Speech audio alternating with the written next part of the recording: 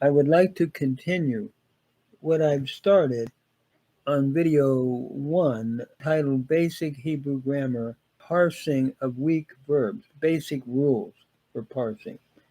On the previous video, we looked at the pay noon verb, the pay yod, and the pay guttural verbs. And I would like to continue now in this second part with the pay aleph and following. Remember, pa'al is the verb that's being used to classify verbs in Hebrew, at least one of the ways it's done. Pa'al looks at the pay position, ayin, the ayin position, lamed, the lamed position, like 1, 2, and 3. In that classification, we have what is called pay aleph, where aleph begins in the first consonant. Number 4, pay aleph. The main rule change is that of dissimilation seen in the imperfect. An example would be yomer. Notice aleph is the first radical of the root here in this pay aleph verb. But yomer, he will say.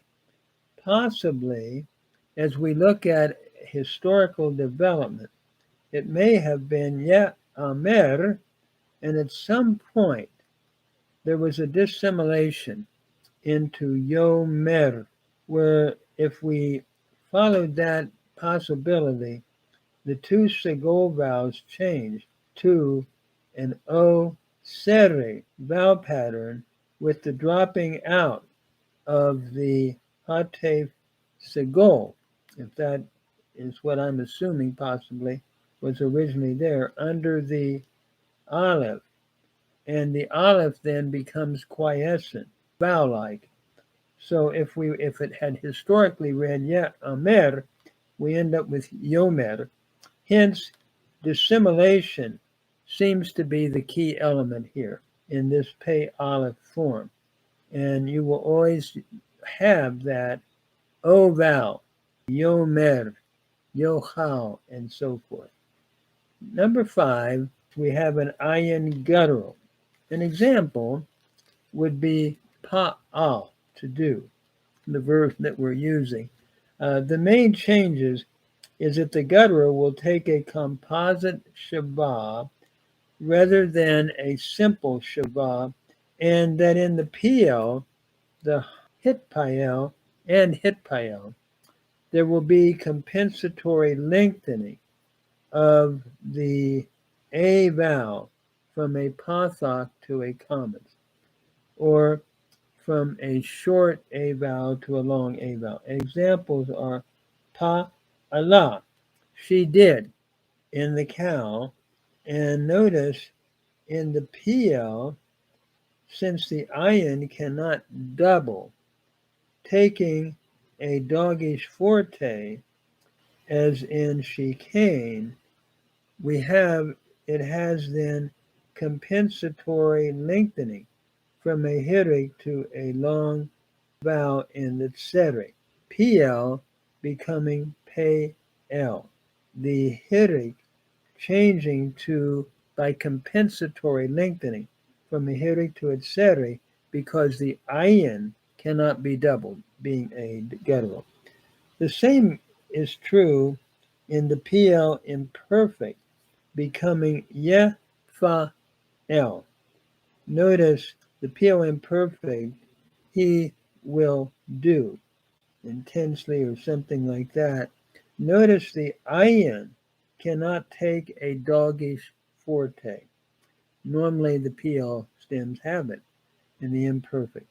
But here, since it cannot take a doggish forte, showing doubling, we have what is called compensatory lengthening, again, that occurs by lengthening the pathak short A vowel to a commons. So instead of fa L with the short A vowel, we lengthen that to a long A in the commons, from a pathak to a common, in that middle weak or ayin guttural verb, fa L. Then we have your lamed hey verbs. Since most lamed hey verbs were historically lamed yod, the yod then can reappear in the imperfect and in the perfect. For example, the final yod will drop out in the shorter jussive form. For example, in the lamed hey verb haya, to be, the form in the cow perfect second person singular hayita, you have been, shows the reappearing of what seems to be a historical yod in this form, hayai, with the yod. In the cow imperfect, ye, he will be, the final vowel is a segol, or an IE class vowel, since the original yod seems to have preferred that. In other words, instead of ye, yo, it became like yishmor, ye, yo, it became ye, yeah, and the segol being preferred probably by the historic I that was part of that root. Notice, furthermore, in the shorter jussive, yehi, let there be, the final hey drops out, and the form that appears is yehi. It is interesting that it seems in these lamed hey verbs that you would look up in a dictionary or see in reading, they formally were lamed final yod forms. Later on, the hey placed the yod. Lamed guttural is another form of weak verb. This prefers a pathos in the cow imperfect instead of an o. Instead of yishmor, we have an example where the guttural seems to attract a pathos, like yishma, he will hear, which is very different instead of yishmor. That is, the guttural, the ayin in shama, attracts the pathak rather than the o. And furthermore, a furtive pathak appears under some forms to cause the final guttural to be pronounced. Make sure you don't miss the pronunciation. As in hish, he caused to hear hishmiya, with that and the guttural having a final pathak. But the main thing here is the guttural prefers an a vowel preceding it rather than an o vowel. Yishma instead of yishmo, yishmor, like in shamar. Then finally, the Ayin Waw and Ayin Yod verbs.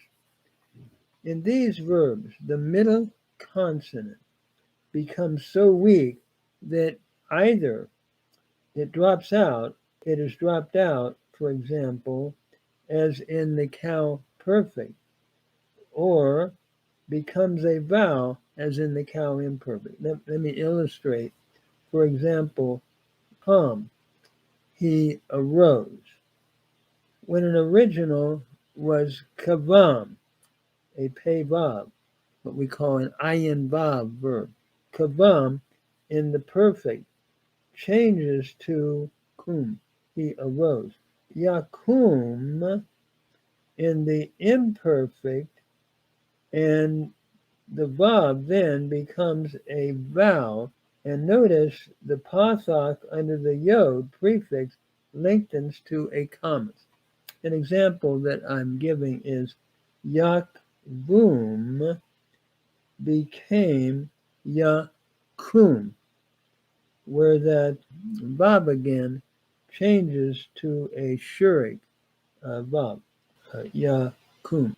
He will arise.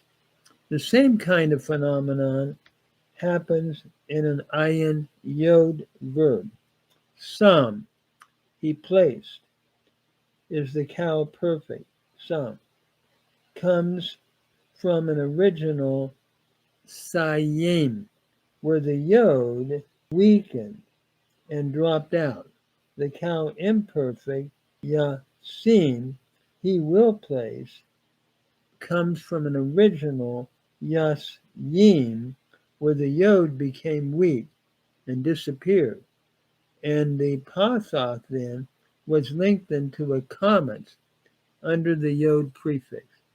So Yasim became Yasim. So Yasim to Yasim.